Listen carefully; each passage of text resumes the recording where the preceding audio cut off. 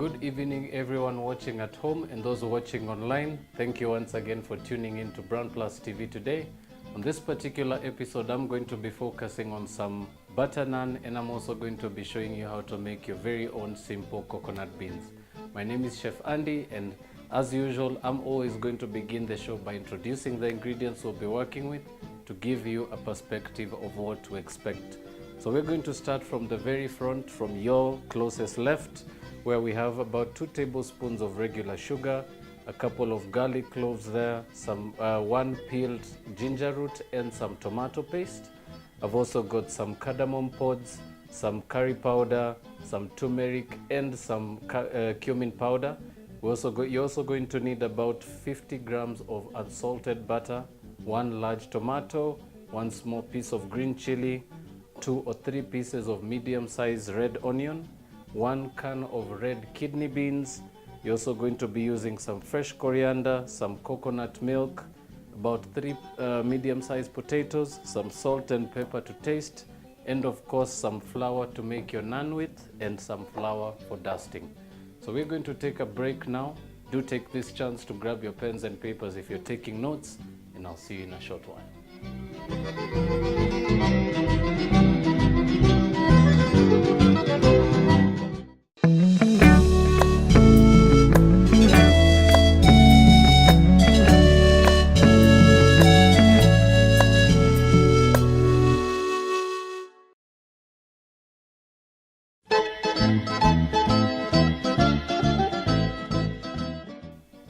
Welcome back, ladies and gentlemen.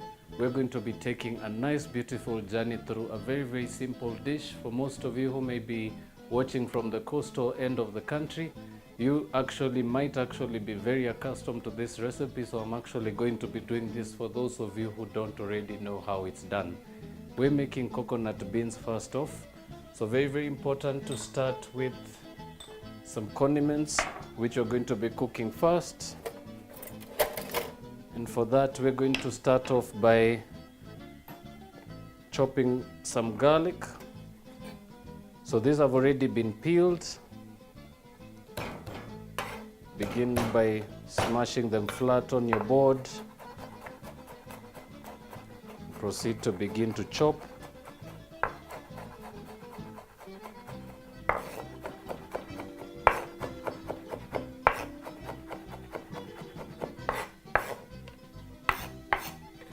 Once done, do take a quick dash at your pan and allow it to proceed to heat. While doing so, grab your grater and proceed to grate your ginger root. So you're going to need a whole tablespoon of grated ginger for this recipe, and probably also 1 tablespoon of some chopped up garlic.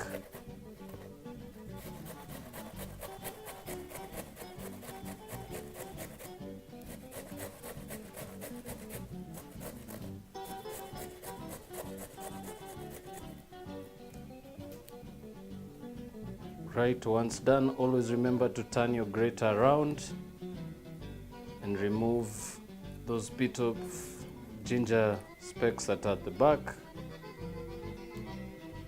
and at the front once more. Do it by rubbing it sideways. They should come out very easily. Quick rinse of hands and proceed to add your oil firstly. I'm going to be adding some vegetable oil, about a tablespoon. Now I'm going to proceed to add my garlic and my ginger.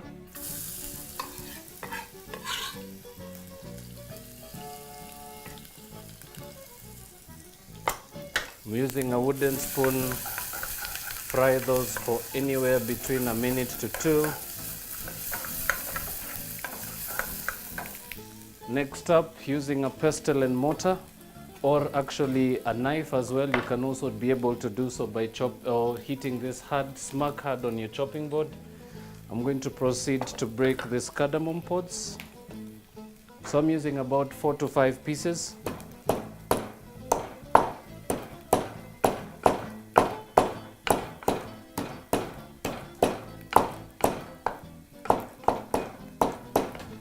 Right, so once your pods are broken up, proceed to add that to your garlic and ginger mixture and proceed to fry.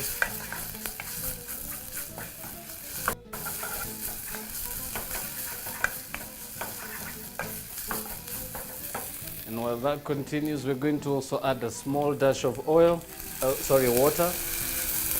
And remember, this particularly really helps to cool down your pot and actually also allows for your flavors to really blend in quite well. So just mix that through and allow your pan to continue just right up until the liquid is evaporated. And to follow that up, proceed to chop up your onions.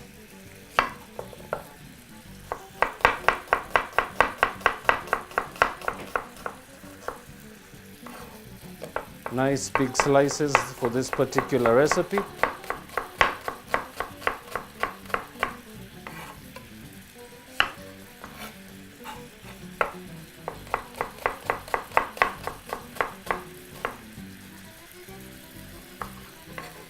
Proceed to do so to the very end.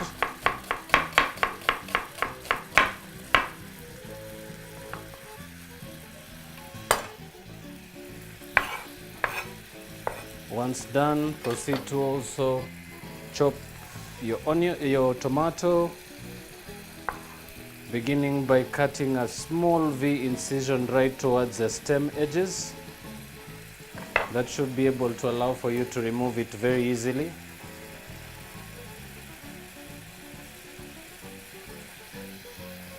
Discard those and proceed to deseed your tomatoes by cutting right under that membrane with the seeds and separate the seeds and the skin.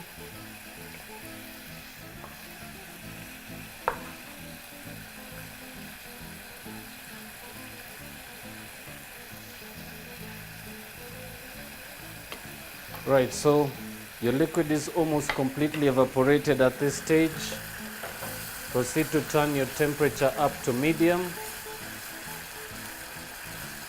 Mixing through continuously, and proceed to add your curry powder and your turmeric. Proceed to mix through.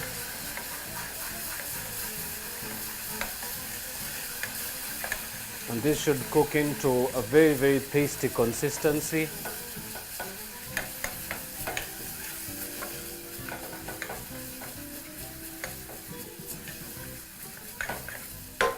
Once that's done and the liquid is completely evaporated, proceed to add your onion.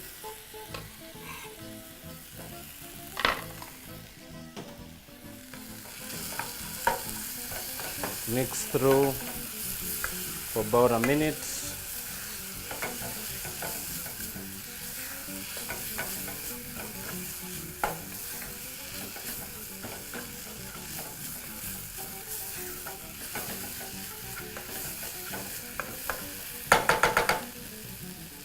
And now proceed to add a bit of liquid once more. That should allow for you to get your onions to break down really, really nicely.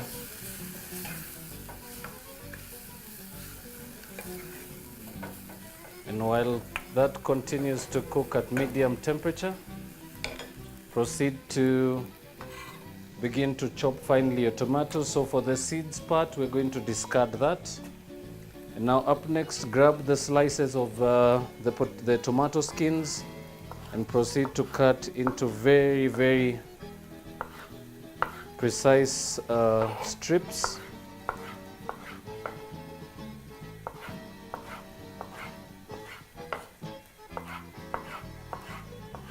Once done, split the batch in two, turn it sideways, and proceed to cut into some very, very small, almost half a centimeter size cubes. Do the same for the other half.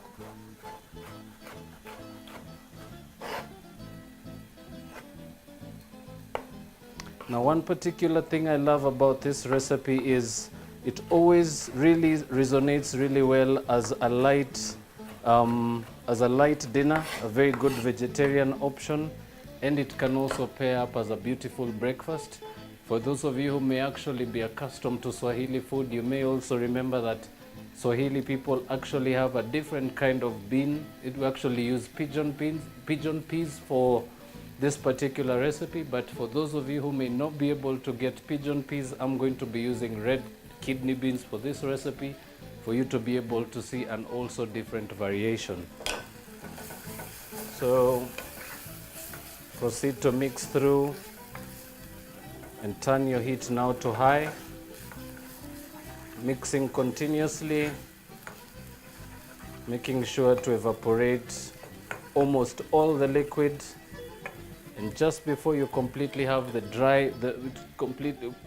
when you almost have a completely dry base, proceed to add your beans and begin to mix everything once more, making sure to mix through properly so that you actually get those flavors to really blend well in the pot.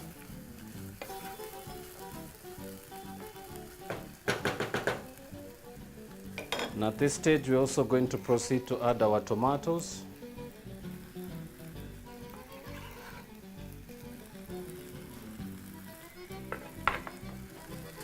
Mix that through once again.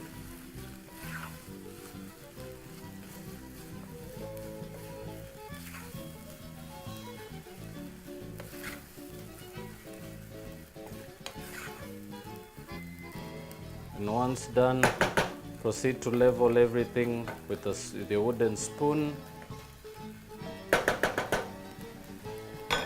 Add a little bit more liquid in there. Remember, for this particular dish, I like to use a bit of water to actually help me break down the tomatoes. It also helps for you to continue having a nice continuous consistency of your dish. Remember, beans does call for a bit of water, so it is very important to actually have some water handy, or some beef stock, chicken stock, or fish stock. That will actually help you to also break down the tomatoes and allow for a nice, beautiful, saucy consistency as you proceed to cook on. Right, so we're going to allow that to proceed to simmer for a little bit, and we're going to turn the temperature completely to low. And now I'm going to just make some space. We're going to proceed now to do our naan. So I'm going to be moving some of the ingredients off stage for just a little while.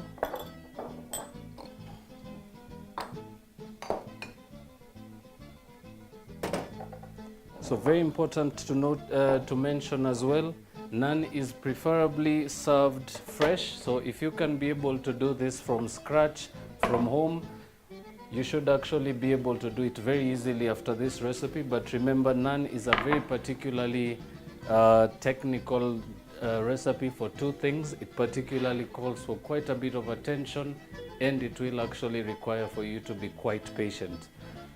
So we're just going to leave our board on the side as well. And I'll proceed to grab one big mixing bowl. And to that, we're going to proceed to add all our flour. So I'm using about 1.5 cups of all-purpose flour. To that, we're going to add about 1 tablespoon of sugar and about 1/2 teaspoon of salt.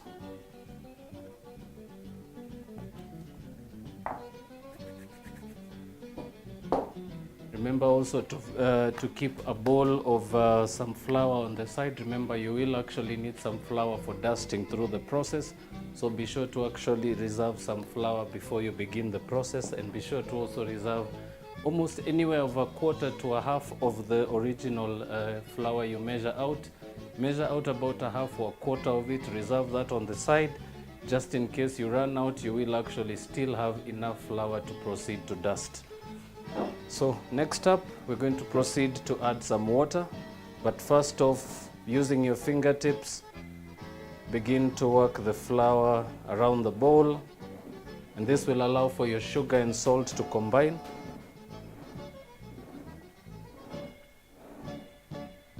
And once that's done, proceed to form a well right in the center of your bowl. And begin to add some water. So I'm using lukewarm water. So I particularly like to add my water in small amounts. This will actually allow for your flour to really absorb the water to its full capacity. So once you add your water, begin to fold in from the sides, completely covering the well. And once done, proceed to mix everything together, pressing the flour right between your fingers.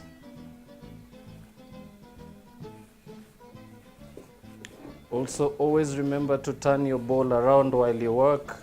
This will actually help you to really get to every single bit of your bowl, and also to manage to get a very good consistency. Once your liquid is completely absorbed, proceed to add a bit more water.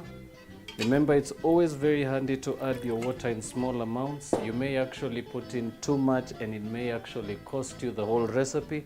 So be very vigilant to actually add your your water to your flour very, very carefully.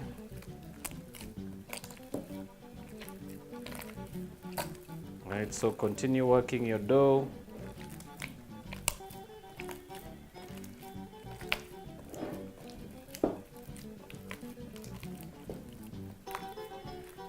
And once you start to begin to get to a stage where your flour is almost very, very moist, proceed to grab your dusting flour and begin to incorporate small dashes at a time. And this should actually be able to allow you to start beginning to come to the ball stage where your flour will reconstitute itself back to the center of the bowl. Of course, always remembering to dust the sides of your bowl, reconstitute everything to the center, and then proceed to the kneading stage. Also, you can also dust both hands at this stage, using your left hand or your other hand to just rub off any bits of dough still stuck to your fingertips. And by just adding a bit of flour to the palm of your hands and working it around your fingertips, through the back of your hand and right back into the center, this will allow for you to really clean out all the dough from your fingertips. And now proceed to knead your dough, making sure, of course, to incorporate all the flour in the bowl. And by this stage, your flour should actually now be constituting really well into a ball shape.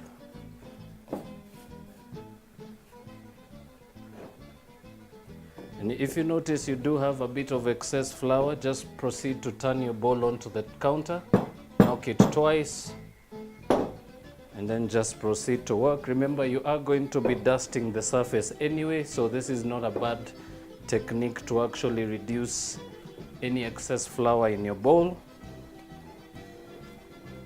And now proceed by folding in. And the technique I'm using is basically turning over the dough and tucking it in with the inner part of my thumb. So it's very simple, just pull the dough back and tuck it in with your thumb. This will actually give you a nice, beautiful folding consistency.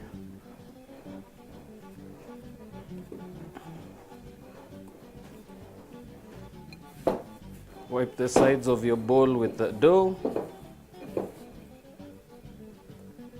And one particular technique or other pointer that I could share, your flour will always reconstitute itself to the center of the bowl. So you do not actually have to switch bowls at any given stage. And if you have to do so, then you're doing it the wrong way. So just using my fingertips to get those bits of flour stuck to the edges.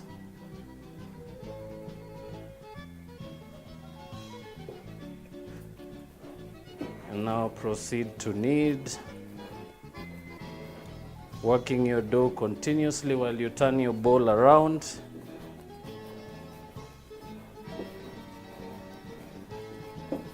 Wiping around your bowl once more. Making sure to incorporate all the flour that you started with, making sure that there's no waste. Now you can remove the ball of dough from the bowl and proceed to press it very, very toughly with the palm of your hands and your fingers. And this particular technique ensures for you not to have any air pockets inside your dough.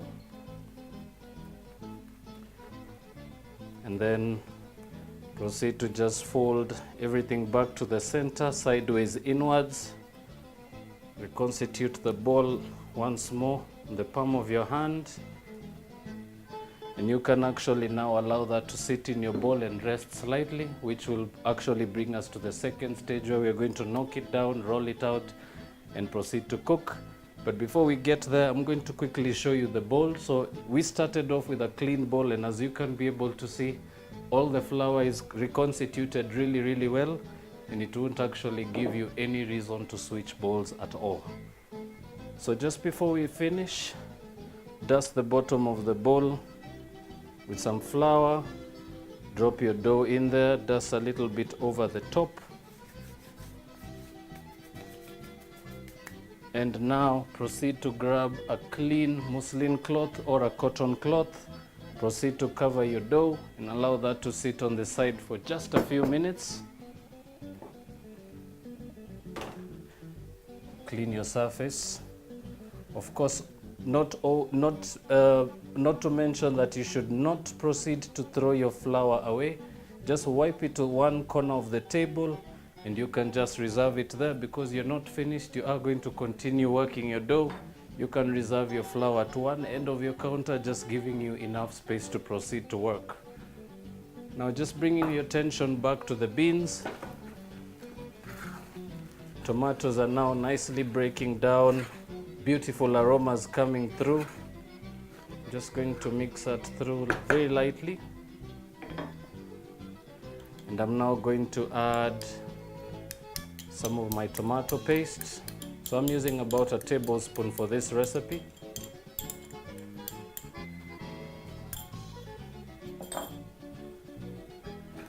Mix through once more.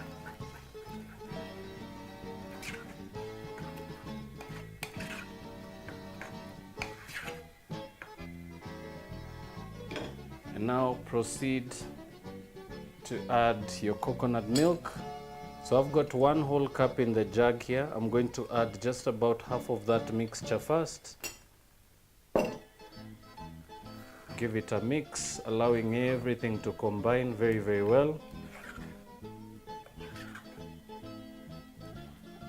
And you should actually have quite enough in there, so you should actually have a nice, beautiful ratio of milk to beans. Remember, if you add too much, you are going to have a very runny consistency, and you may actually conceal the beans from being seen. So very, very importantly to add a little bit at a time. Mix through first, and you should actually be able to see the beans right over the top of the surface of the liquid.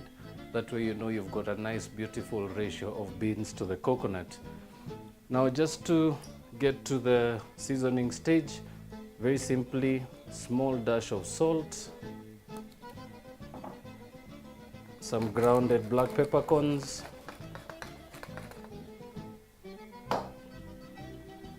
mix through once more,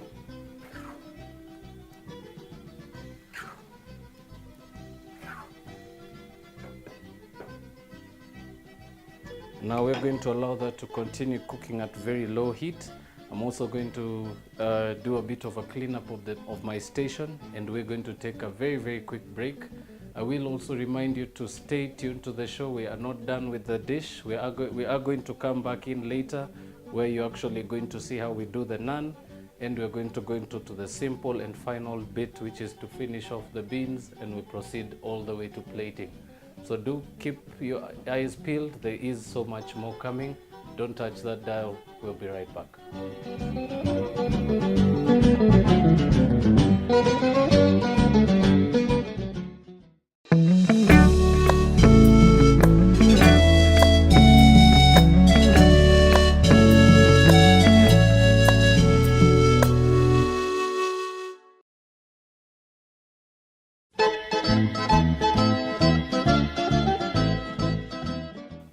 Welcome back, ladies and gentlemen. For those of you who are with us before we took the break, we've been busy doing this beautiful coconut beans, and you're right about next with the naan. So very simple. Remember, always rest your dough. It always gives you quite a bit of difference in quality, and it actually also allows for your gluten to really do its job. So very simply, proceed to press it down once more, taking out any air pockets that may be in there, and proceed to dust your working area. Reconstitute your dough back.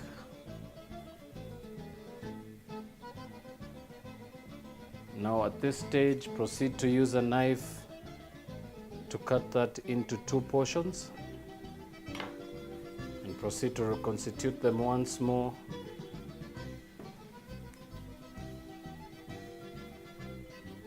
Right, so once that's done, very simple, proceed to grab a bit of flour, dusting on the surface and on top of your dough, and very lightly using a rolling pin, proceed to roll that very thinly,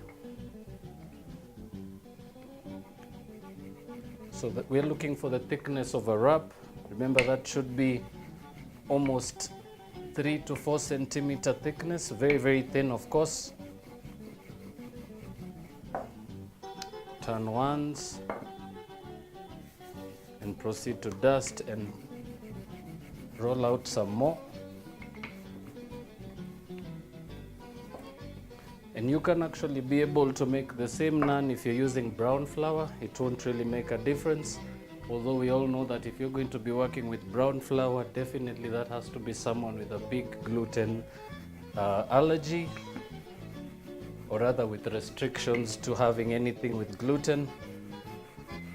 So you do actually have that variation.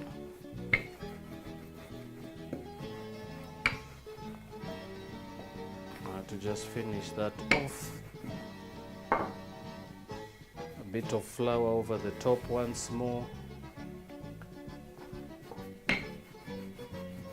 Proceed to roll out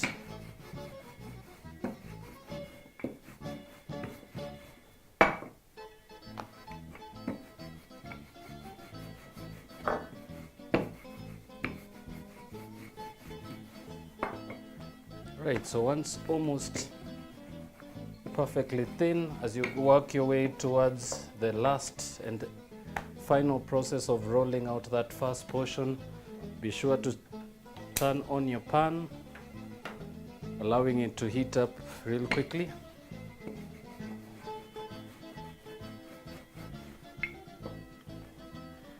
Flip over once more, dusting very lightly. Remember, very important to be very gentle when dusting. It will actually change the consistency of your naan if you actually use too much. So only use a little bit to actually help you to roll it out, and you can actually wipe out any excess right after.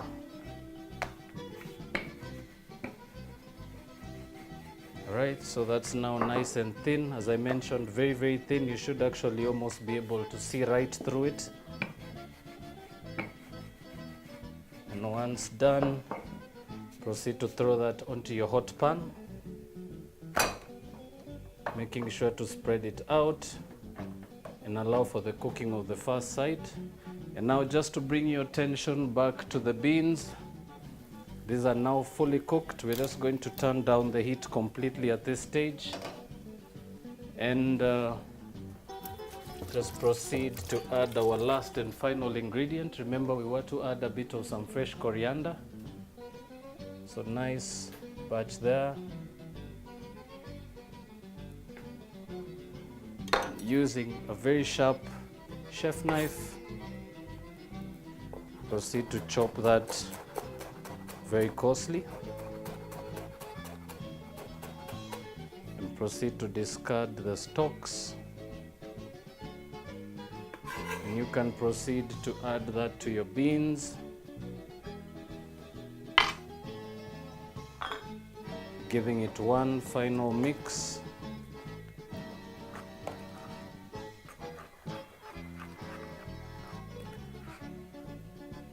And now those are fully cooked. We're actually going to leave those covered on the side for another few minutes. Remember, the heat at this point is turned off completely. So we're going to proceed to turn over our naan. So very quickly, using tongs, just flip that over. Allow for it to continue cooking and get a bit of that color. And while you do so, proceed to roll your other portion, dusting very gently and repeating the same process of rolling, making sure not to dust too much, as we mentioned earlier, and of course also remembering to continuously turn over your dough.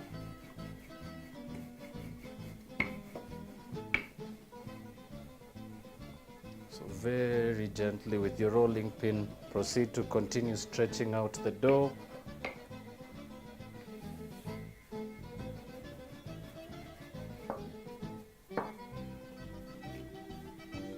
Dusting once more. And now at this particular stage, you will begin to see that your naan will start to really puff up really nicely. And for that, we're now going to proceed to move that onto a plate. And you can see the beautiful color coming through. Now just to proceed to do the next piece. Proceed to roll that out once more. And for the naan, you can actually roll that anywhere to any size you prefer, so long as you do get the thickness right, and of course that it should be able to fit in the pan that you're cooking it in. Remember to always use a reference with your pan when rolling out your naan, so that you actually don't have to trim the dough after doing all the labor of rolling it out. So just quick and easy, dust once more and turn over.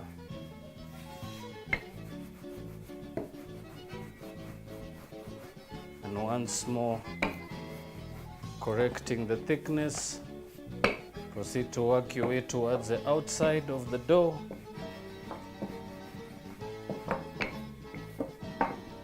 Turn over for the last and final round. Proceed to add that to a hot pan, allowing it to cook on the first side for 2 minutes and then turn that over. But while that continues, I'm going to quickly clear the items before us. Give your table a quick wipe.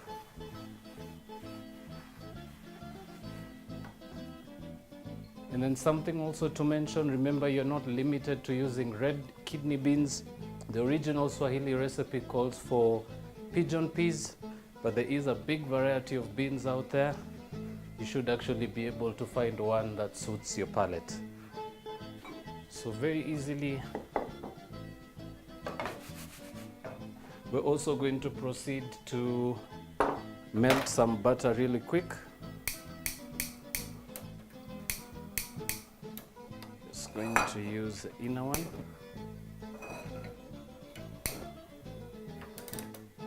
Right, next up, we're going to add to the pan about 3 knobs of butter. just enough for us to be able to coat our naan bread with.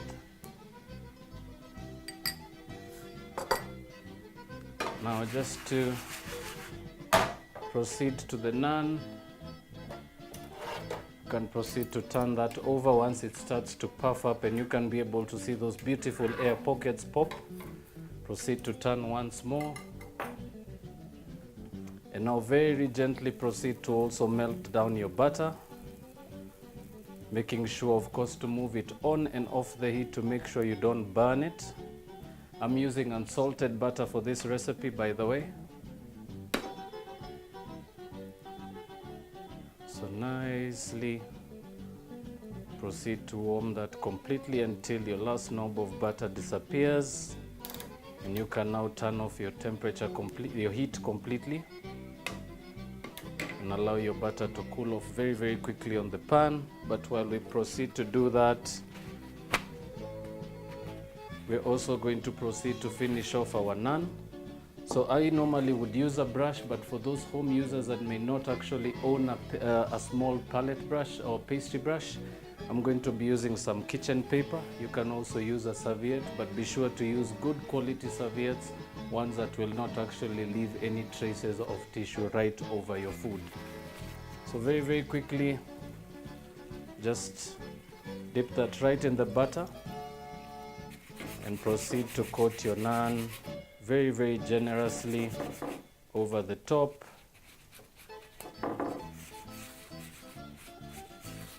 Turning over once and proceeding to do the same. And this will particularly do a very, very good trick of actually seasoning the bread.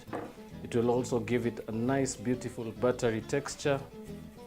And it will actually also make sure that your naan does not dry up and become completely dry. So once that's done, proceed to turn your pan off and move your other piece onto the board, or rather onto your plate, and very quickly proceed to do the same.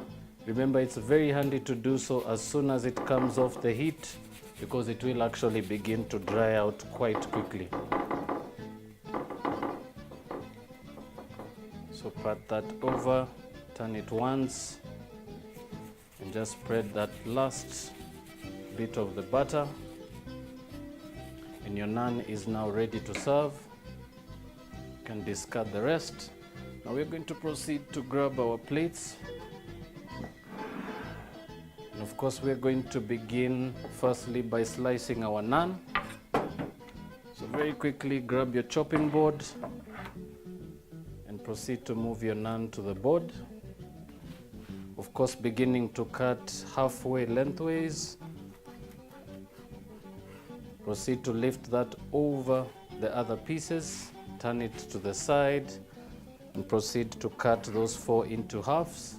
Place that right over the top once more, and proceed to split that into quarters. And a very, very simple technique of plating that, just hold your pieces of naan together just like that over your board. Spread the slices out very, very lightly and proceed to move those to the plate. And that is as easy as it is to do some naan. Now just to finish that off, we're going to proceed to plate the beans, making sure of course to mix through once,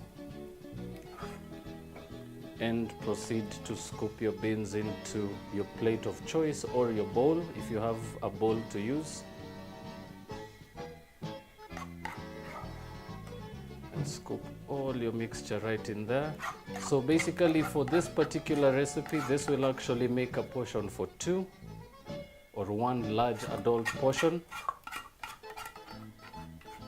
Very good alternative for vegetarians, as I said. A very, very beautiful dish, very simple, and I hope you have actually managed to pick up something that you didn't know before, and I'm actually hoping that some of you will actually try this recipe for yourselves.